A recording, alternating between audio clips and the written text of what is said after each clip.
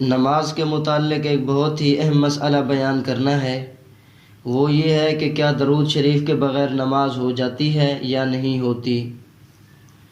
تو اس کا جواب یہ ہے کہ قاعدہ اخیرہ میں درود شریف پڑھنا سنت ہے، فرض یا واجب نہیں ہے،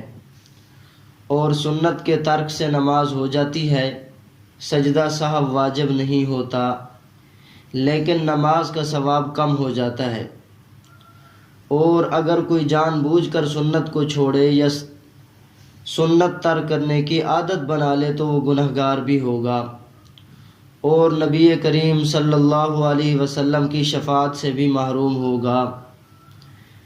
لہٰذا اگر کوئی قاعدہ اخیرہ میں درود شریف نہیں پڑھتا تو اس کی نماز ہو جائے گی لیکن ناقص ہوگی، اور قصداً درود شریف چھوڑنے کی صورت میں نماز کا اعادہ بہتر ہے۔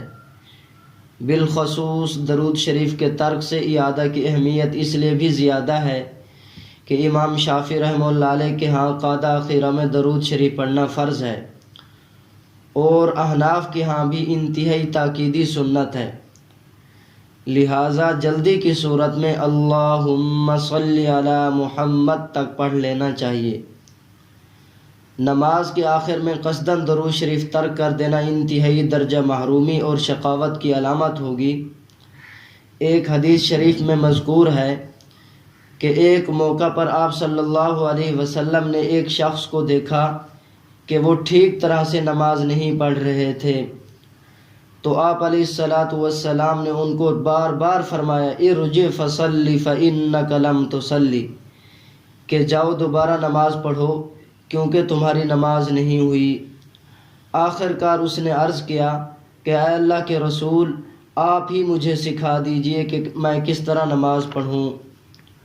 تو پھر آپ صلی اللہ علیہ وسلم نے ان کو نماز پڑھنے کا طریقہ سمجھایا، اور نماز کے درست ہونے کے لیے جو بھی ضروری باتیں تھیں وہ ان کو سکھا دیں، اور آخر میں قاعدہ اخیرہ میں تشہد پڑھنے کے لیے بیٹھنے کی تلقین کرنے کے بعد فرمایا کہ جب تم یہ کام کر چکو تو تمہاری نماز مکمل ہو جائے گی۔ لہٰذا اگر نماز میں درود شریف پڑھنا بھی فرض ہوتا اور درود شریف کے بغیر نماز نہ ہوتی تو آپ علیہ الصلاۃ والسلام ان کو درود شریف پڑھنے کی تلقین ضرور کرتے۔